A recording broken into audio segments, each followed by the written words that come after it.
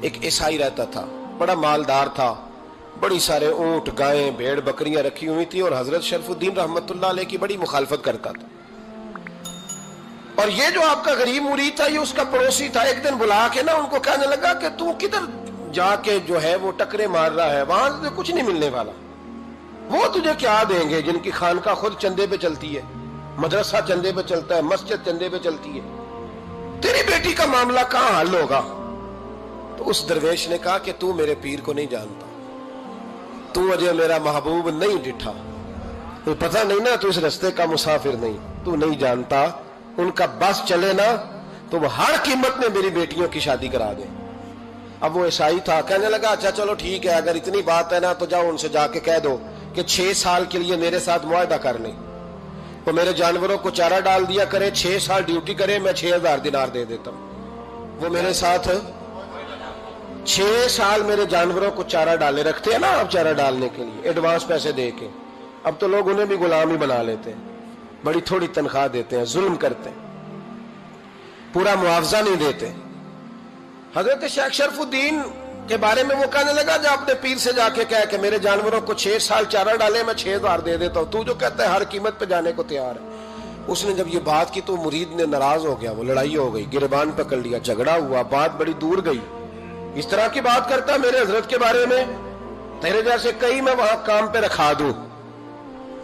جب وہ بڑی بحث ہوئی، بات محلے میں علاقے میں پھیل گئی، دنیا نے سن لی، تو شیخ شرف الدین تک بھی پہنچ گئی۔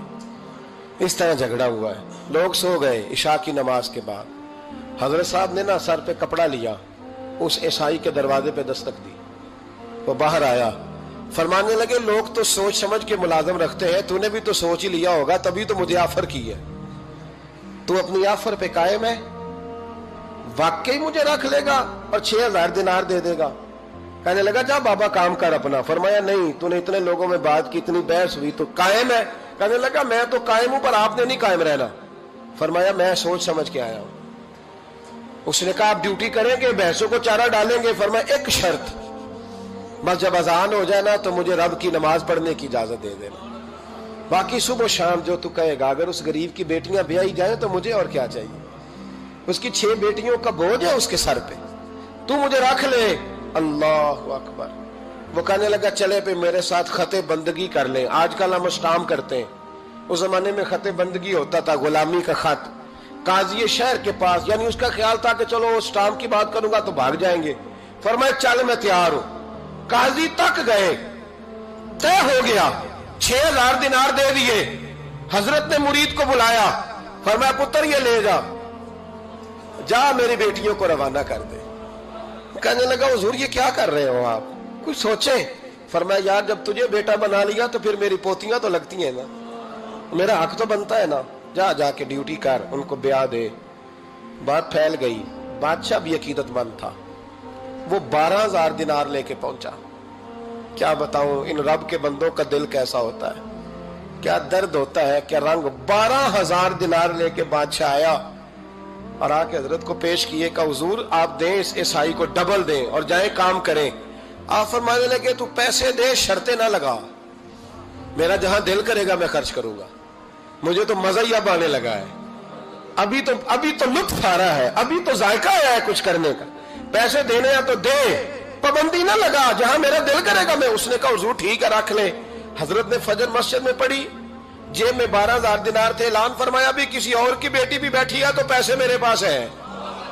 وہ 12000 دینار بھی بانٹ دیا، اور 12000 دینار بانٹ کے نا تو پھر چلے گئے کھیت میں چارہ کاٹنے۔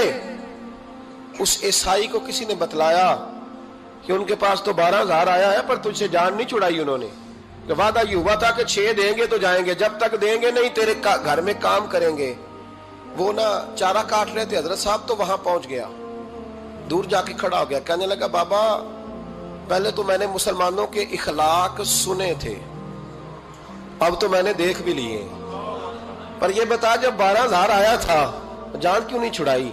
تو حضرت چارہ کاٹتے کاٹتے رو پڑے، فرمانے لگے تو نہیں نہ جانتا یہ بیٹیاں سانجی ہوتی ہیں، پتہ نہیں نا، میرے رسول پاک نے تو حاتم تائی کی بیٹی کے سر پہ کپڑا رکھ کے کہا تھا بیٹیاں برابر ہوتی ہیں، تو یہ نہیں پتا جب اس کی 6 بیٹیوں کی شادی ہوئی ہے، میرے اندر روحانیت کتنی بڑی ہے. فرمایا پھر 12,000 آیا ہے تو 2-4 بچیاں پھر گئی ہیں. مجھے نہیں پتا میں اندر سے راضی کتنا ہوں. میں تیری نوکری کرتا رہوں گا, پتہ نہیں اللہ کتنی بیٹیوں کو بیاہ دے گا. اتنا رویا وہ عیسائی کے پیروں میں بیٹھ گیا, کہنے لگا بابا میں نے تیری مخالفت کی ہے پر تیرے قریب آ کے پتہ چلا ہے کہ تو بہت اونچے اخلاق کا مالک ہے, اور اگر تیرا یہ مقام ہے تو تجھے اخلاق سکھانے والے محمد عربی کی شان کتنی ہوگی. ظالم کی بولیے جاتے نہیں لوگ جھوٹے گواہ بن کے. وکیل صاحب کو نہیں پتا ہوتا کہ یہ بندہ مجرم ہے جو میرے پاس آیا. کیا مجرموں کے وکیل نہیں ہوتے؟ بولے تو اس کو پتا نہیں ہوتا وکیل صاحب کو کہ یہ صاحب مجرم ہے, میرے پاس مقدمہ لے کے آئے.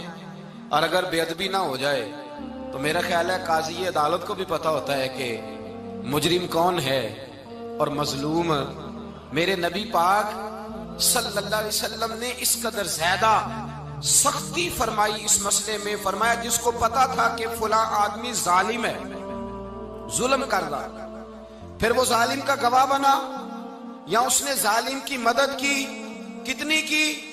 شارحین لکھتے ہیں چاہے اس نے ایک جملہ بول کے کی, چاہے ایک, سارے بولیے, چاہے ایک غریب کو اس نے ظلم کیا تو کہتے ہیں علاج یہ سی, چاہے ایک جملہ بول کے کی. شارحین اس حدیث کی شرح میں لکھتے ہیں ایک جملہ بول کے چاہے مدد کی. جس بندے نے کسی ظالم کی مدد کی کسی مقدمے میں یا کسی صورت میں اور اسے پتا تھا یہ ظالم ہے, میرے نبی پاک صلی اللہ تعالی علیہ وسلم فرماتے ہیں اگر اس نے مدد کی, ابھی ظالم کی بات نہیں ہو رہی, ظالم کے مددگار کی بات ہو رہی, اگر کسی نے ظالم کی مدد کی تو حضور فرماتے ہیں خدا بھی اس سے بری ذمہ ہے, رسول بھی اس سے بری ذمہ ہے. سنبھال کے رکھے اپنی نمازیں, قربانیاں, حج, زکوٰۃ سنبھال کے رکھے. اگر ظالموں کا مددگار ہے, الیکشن آ لینے دے, آپ کو نظر آ جائے گا کون کون ظالموں کا مددگار ہے, نظر آ جائے گا. اپنی جیب سے لوگ پیسے دے کے ظالموں کی مدد کریں گے, ان کے فلیکس چھپوائیں گے, بورڈ لگوائیں گے, جیبوں سے پیسے دے کے. ہم نے خود آگ لگائی ہے چمن میں اپنے, بے سبب گردشی ایام کو الزام نہ دو. ہم نے خود نور کا ظلمت سے کیا ہے سودا, کر کے توہین سحر شام کو الزام نہ دو.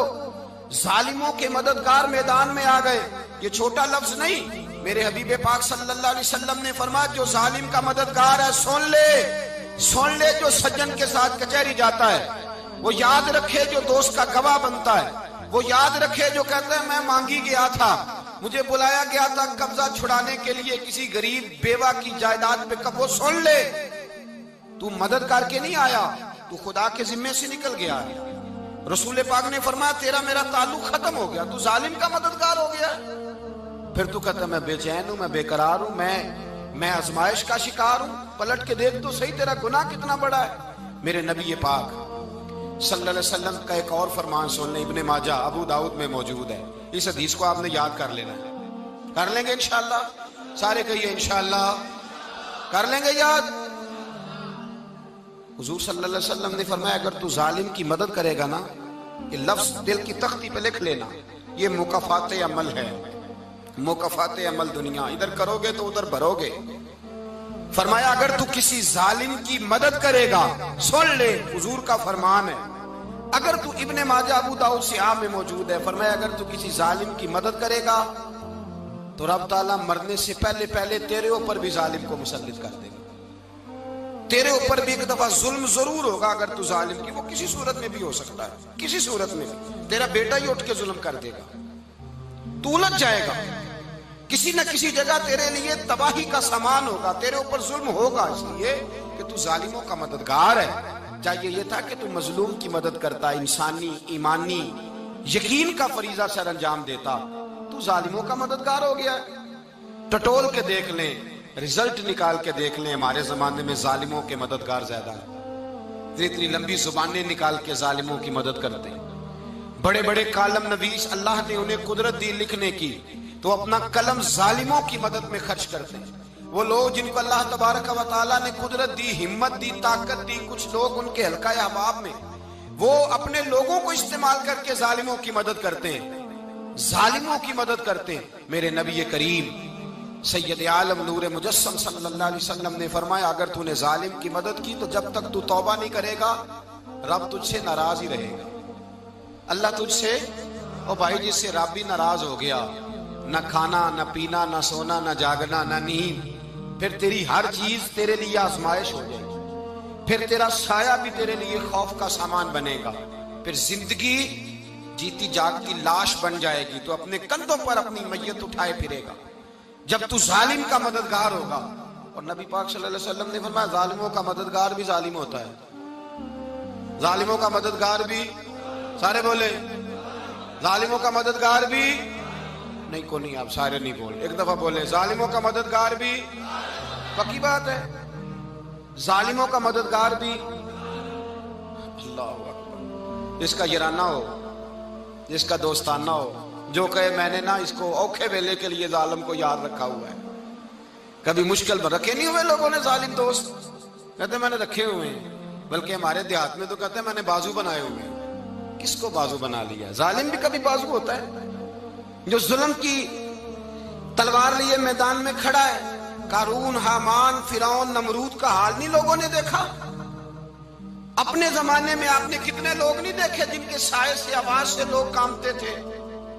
फिर पुलिस की गाड़ियों में वो इस तरह मुर्दा पड़े कि दुनिया ने तमाशा देखा उनका। ये रंग हमने देखे नहीं अपने आंखों से।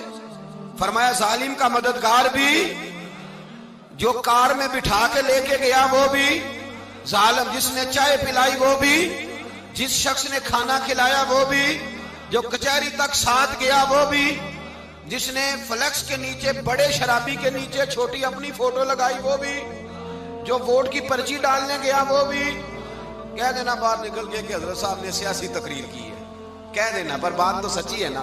खू करे हम तो से थोड़ा सा गिला भी सुन ले, खू करे हम तो से थोड़ा सा भी गिला। इमाम मालिक के पास एक बंदा आया, उसने कहा हुजूर मैं दर्जी हूं, एक जालिम बादशाह मुझसे कपड़े सिलवाता है, मैं तो जालिमों का मददगार नहीं ना। एक जालिम बादशाह मुझसे, हुजूर मैं तो मददगार नहीं ना जालिमों का। जो फरमाया जालिमों का मददगार भी जालिम होता है, तो कपड़े लेके आता है, मैं सी के दे देता हूं, जिम्मेदारी नहीं। एक आदमी दुकानदार है, उससे कोई बंदा चीज खरीदने आएगा तो थोड़ी कहेगा मैंने नहीं देनी, तो देगा। कोई बंदा अगर किसी शख्स से कोई काम कहता है जो उसकी फील्ड है, उसका शोबा है, उसका मुआश का वो सिलसिला है, कहते हैं या रसूल अल्लाह सल्लल्लाहु अलैहि वसल्लम जालिमों का मददगार भी जालिम, हुजूर ने फरमा दिया। तो इमाम मालिक से बंदे ने मसला पूछा, दिल की तख्ती पे लिखने वाली बातें हैं। कहा हुजूर मैं दर्जी हूं, जालिम कपड़े सिलवाते हैं, मैं तो मददगार नहीं ना। इमाम साहब कहने लगे नहीं, मददगार तो वो होगा जो तुझे सुई धागा फराम करेगा, तू तो पूरे कपड़े सी के देता है, तू तो खुद बहुत बड़ा जालिम है। तो पूरे सूट सी के देता है, तू तो बहुत बड़ा जालिम खुद है। मददगार तो वो होगा जो तुझे धागा देगा, जो तुझे बटन देगा, जो तुझे नलकी देगा। जो जालिम से इतनी नफरत जुल्म करके बंदा है, यहां तो हमारे जमाने में हीरो बन जाते हैं लोग। जालिम हीरो है, लोग उससे डरते फिरते हैं, घूमते फिरते हैं, और बहुत सारे कम मिजाज लोग उसके पीछे हाथ बांध के फिरते हैं। जालिमों की मदद करना, जालिमों के साथ रहना, ये जुल्म है, जुल्म, ये ज्यादती है। मेरे नबी पाक सल्लल्लाहु ताला अलैहि वसल्लम ने इरशाद फरमाया, याद रखो रब फरमाता है मैं मजलूम की मदद जरूर करूंगा, चाहे जल्दी करूं चाहे देर से करूं, मैं मजलूम की मदद। और हुजूर सल्लल्लाहु अलैहि वसल्लम ने फरमाया है, हजरत माज बिन जबल कहते हैं हुजूर ने मुझे यमन का गवर्नर बनाया। जब मैं जाने लगा ना तो हुजूर ने बड़ी नसीहतें की, बुखारी में मौजूद है। फरमाते हैं जब मैं पलटने लगा तो मेरे रसूल ने फरमाया माज एक मिनट ठहर जा, एक बात मेरी याद रखना, इसको ना भूलना। कहा हुजूर क्या? फरमाया देखना किसी पे जुल्म न कर बैठना। जी अस्सलाम वालेकुम रहमतुल्लाहि व बरकातहू। अगर ये वीडियो आपको पसंद आई है तो इसको लाइक करें और हमारे चैनल को सब्सक्राइब कर दें जी।